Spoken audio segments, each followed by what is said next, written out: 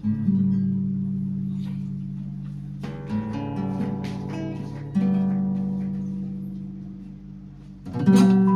selamat pagi.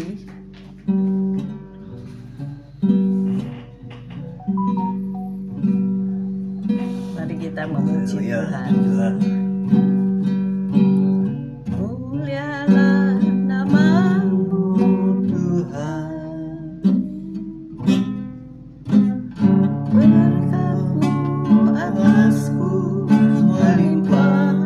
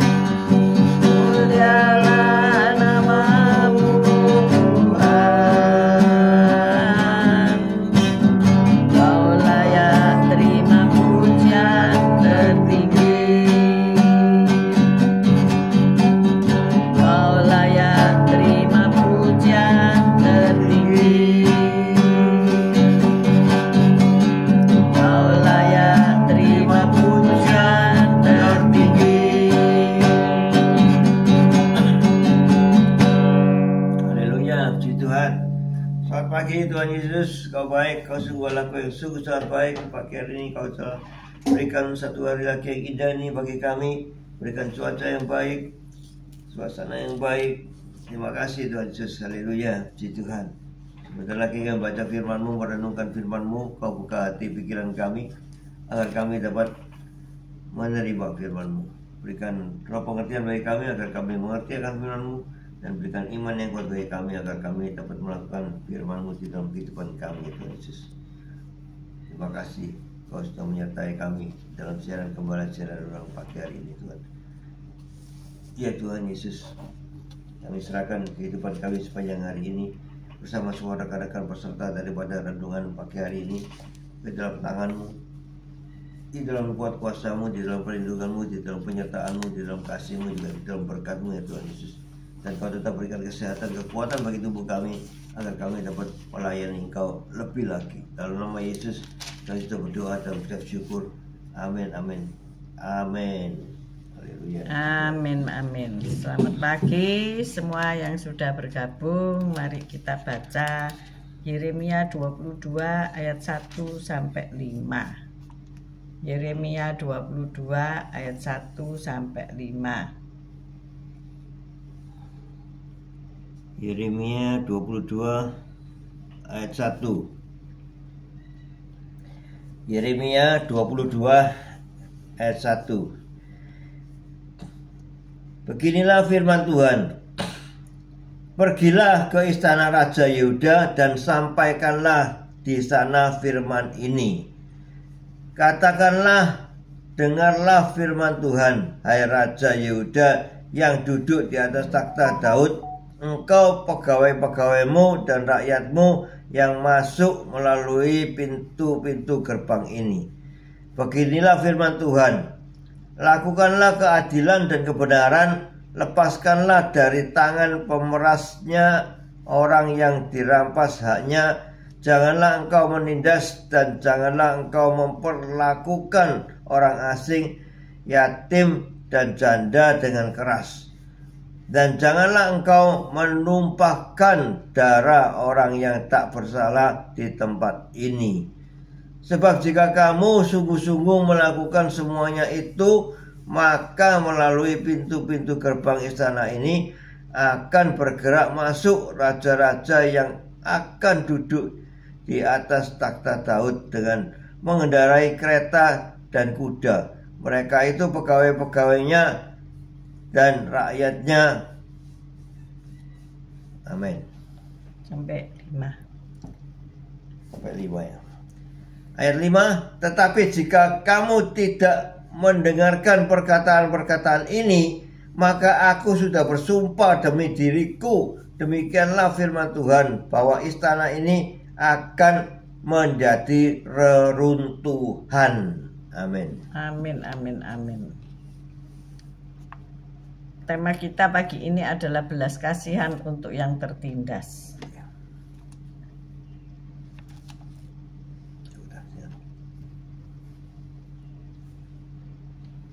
Hak-hak perempuan yang tertindas, yaitu wanita malam ya. Ini tuduhan yang sering tidak beralasan ya. Wanita malam ini membuat mereka dipandang sebelah mata oleh masyarakat. Dengan didorong oleh imannya yang kuat di dalam Allah, seorang pendeta terkemuka di Inggris yaitu Josephine Butler, ia berjuang menggugat undang-undang penyakit menular tahun 1860-an yang memaksa perempuan menjalani pemeriksaan medis yang kejam dan merendahkan. Jadi pada tahun 1883, selama berlangsungnya debat parlemen mengenai rancangan undang-undang untuk mencabut undang-undang tersebut, ia bergabung dengan para perempuan di Westminster Abbey untuk berdoa. Hati Josephine tersentuh melihat para perempuan yang compang-camping dan menderita dari daerah kumuh, berdampingan bersama para wanita bangsawan. Mereka menangis dan berdoa memohon perlindungan Allah bagi mereka yang rentan. Mereka pun bersukacita saat rancangan tersebut akhirnya disahkan. Nah, ini sesuatu yang sangat-sangat luar biasa ya. Panggilan yang diterima Josephine untuk menjadi atau memiliki perlakuan adil itu menggemakan perkataan dari Nabi Yeremia yang menyampaikan pesan Allah kepada raja-raja lalim. Sang Nabi berkata di ayat 3, kita baca Yeremia 22 ayat 3.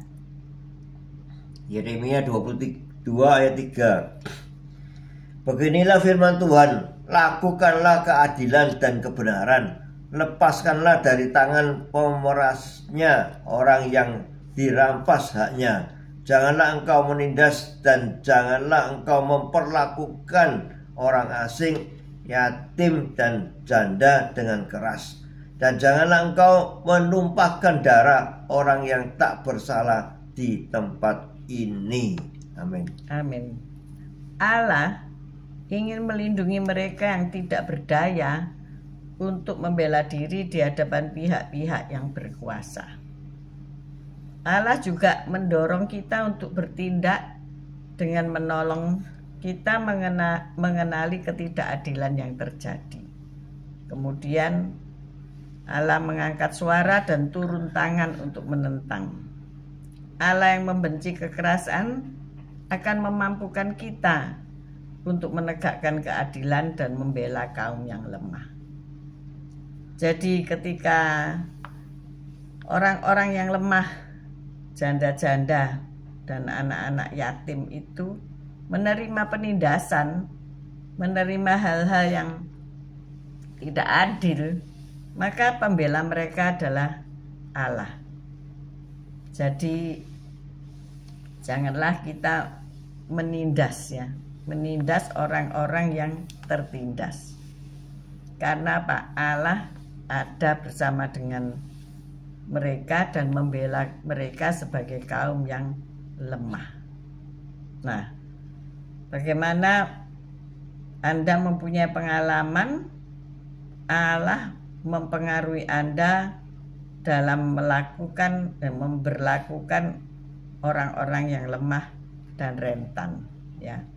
Bagaimana kita melakukan menolong, melindungi orang-orang yang lemah dan rentan.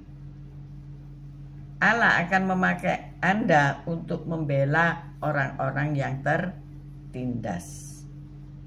Bagaimana kita sebagai anak-anak Allah yang sudah ditolong Allah mau menolong mereka yang tertindas. Nah, inilah yang kita perlu renungkan pagi hari ini, ya. Allah Maha Pemurah. Kalau engkau mengasihi dan mempedulikan mereka yang lemah maupun yang kuat, Allah akan membagikan kasih dan anugerahnya dengan sungguh-sungguh, baik itu kepadamu maupun kepada orang-orang yang engkau tolong. Seringkali kita tidak sadar bahwa kita dipakai Allah untuk menolong orang lain. Benar apa enggak, Pak Gem? Iya. Ya. Seringkali spontan, ya. Ya. Roh Kudus itu mendorong supaya kita membela orang-orang yang dalam penindasan, ya. Terutama perempuan dan anak-anak. Bagaimana di dalam Alkitab pun tentang seorang perempuan yang kedapatan berbuat zina, maka orang-orang akan menghukum perempuan tersebut dengan melempari batu. Tetapi Yesus berkata, barang siapa yang tidak berdosa, biarlah ia yang melempar batu yang pertama. Di dalam melakukan perbuatan dosa perzinahan tentu bukan seorang diri, ada dua orang. Kenapa sang pria yang juga melakukan pelanggaran itu tidak dihukum? Jadi ada ketidakadilan. Ada ketidakadilan. Keadilan dan kebenaran itu harus satu. Saudara adil sesuai dengan kebenaran firman Tuhan. Bukan keadilan karena memihak satu dan yang lainnya. Ini memang tidak mudah. Tetapi ketika kita mempunyai belas kasihan terhadap orang-orang yang tertindas, maka Allah berada di pihak kita. Karena Allah yang melindungi mereka yang tertindas, Allah yang membela mereka yang tertindas. Hari ini, apakah engkau tertindas? Walaupun engkau bukan janda atau anak yatim. Apakah engkau tertindas dalam pekerjaanmu, pelayananmu, apa engkau tertindas? Apakah engkau diperlakukan secara tidak adil dan tidak benar? Maka ketika engkau merendahkan diri untuk bersujud dan berdoa, maka Tuhan pasti menolongmu. Amin. Hari ini mungkin engkau tidak tertindas secara orang-orang merdeka ya, karena engkau sudah dimerdekakan dari segala hal dosa yang begitu mengelilingi kamu waktu lalu. Tetapi engkau sudah jadi orang-orang yang dimerdekakan. Nah, ayo, mungkin engkau mengalami kerugian karena ketidakadilan. Mungkin engkau mengalami harus kehilangan harta, harus mengalah untuk kehilangan harta karena iblis sedang menggadang-gadang untuk membinasakan engkau. Seperti Ayub ketika ia diuji oleh Tuhan, karena Tuhan yang berkata, ya engkau boleh menjamah dia, tetapi jangan menginginkan nyawanya. Allah berkata kepada iblis demikian. Jadi semua seizin Tuhan. Semua keadaan yang engkau alami itu seizin Tuhan. Dan ketika iblis, apa yang pertama kali diambil oleh iblis, yaitu anak-anak, kambing domba, dan kemudian harta. Mengapa kok tidak langsung dikasih sakit gitu ya, sampai hartanya habis? Tetapi iblis tahu apa yang dilakukan Ayub dalam kebenaran kehidupannya, yaitu penyembahan kepada Allah. Ayub selalu menyembah kepada Allah, setiap hari berdoa kepada Allah, dan setiap kali memberikan persembahan kepada Allah. Maka hal pertama yang diambil oleh iblis yaitu hubungannya dengan Tuhannya. Nah, apakah engkau juga merasa hambar dalam berdoa, merasa bosan pergi ke gereja, beribadah merasa berat? Hati-hati, iblis sedang mencuri hubunganmu dengan Allah. Ketika hubungan ini menjadi jauh, maka dengan mudah iblis akan membinasakan engkau. Pagi hari ini ayo sadari siapa lawanmu dan berjaga-jagalah. Milikilah belas kasihan bagi mereka yang sedang tertindas, sehingga Allah ada di pihakmu. Dan orang-orang yang tertindas, hari ini ada berita baiknya, bahwa Allah bersamamu, memberi engkau kemenangan. Amin. Amin. Mari kita berdoa. Haleluya. Makasih Tuhan Yesus atas firman-Mu. Haleluya, puji Tuhan. Ya Tuhan, kami mau belajar kasih daripada Engkau ya Yesus, di mana Engkau begitu mengasihi kami. Kami juga belajar mengasihi sesama Tuhan Yesus, dengan menjunjung keadilan, kebenaran, sehingga kami Engkau pilih untuk bisa memberikan yang terbaik bagi dunia ini Tuhan. Ya Tuhan Yesus, semua yang gak benar pasti akan Kau benarkan, dan orang-orang yang tertindas pasti Kau bela hak-hak mereka ya Tuhan Yesus, sehingga mereka menjadi ya, anak-anak-Mu yang baik, anak-anak-Mu yang benar, sehingga kehidupan semua saudara-saudara yang tertindas itu Engkau bela, dan mereka menjadi orang-orang yang merdeka, orang-orang yang mempunyai hak untuk hidup, sehingga Engkau memberkati mereka, orang-orang yang tertindas ini luar biasa. Terima kasih Tuhan Yesus, dan Kau pilih kami untuk semampu kami memberikan yang terbaik bagi orang-orang yang tertindas, membela mereka, karena kami juga Engkau bela. Terima kasih Tuhan. Haleluya. Amin. Ya Bapa, pagi hari ini firman-Mu telah mengingatkan kami betapa banyak terjadi ketidakadilan di dunia ini. Juga mengenai kaum wanita yang dipaksa atau terpaksa melakukan pekerjaan yang tidak memuliakan nama Tuhan, sehingga mereka mengalami ketidakadilan. Tuhan, walaupun mereka berjalan di dalam jalan yang salah, Tuhan jamah mereka agar mereka kembali bertobat dan bisa hidup sebagaimana Engkau rancangan kehidupan yang baik untuk mereka. Tuhan, ampuni mereka. Tuhan, tolong mereka. Tuhan, beri pemulihan dalam kehidupan mereka. Kami juga berdoa saat hari pagi ini untuk mereka yang tinggal di zona nyaman, supaya mereka mau berbelas kasihan bagi yang tertindas, dan mereka mengingat perjuangan ataupun penderitaan rekan-rekan mereka yang mengalami penindasan, mengalami kehidupan dalam kemiskinan. Tuhan, tolong agar mereka yang hidup dalam zona nyaman bisa membagikan kasih kepada mereka yang membutuhkan. Terima kasih Tuhan. Kami berdoa untuk mereka yang mengalami hal-hal dalam pekerjaan mereka, kesalahan mereka di dalam pekerjaan, kehidupan mereka di dalam melayani Tuhan, di tempat-tempat yang terpencil, di tempat-tempat yang hampir mustahil. Tuhan, tolong mereka, beri kesehatan, kekuatan, kemampuan untuk tetap berjalan dalam keadilan dan kebenaran.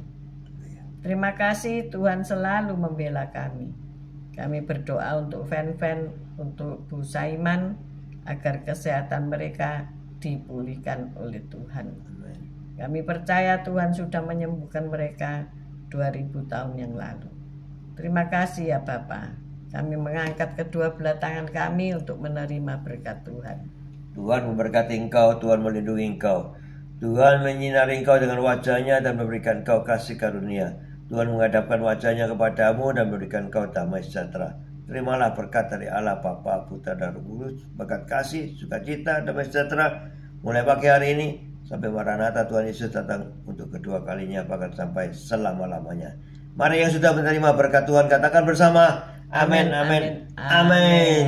Haleluya, Tuhan. Terima kasih sudah bergabung Esther, Sepsi, Pak Anton, Bu Foni, Pak Paulus Hartono, Simalinda, Bu Mega, Pak Martin, Bu Febi, Bu Wanda, Pak Budi Utomo, Bu Viken, Pak Henry, Marta, Martin, Marcel, Fen, Titik Sulistiani, Bu Elias, Pak Elias, Pak Bambang, Bu Vera. Terima kasih. Selamat pagi. See you tomorrow guys. Tetap sehat, tetap kuat, tetap semangat. Amin, amin, amin. Haleluya, Tuhan.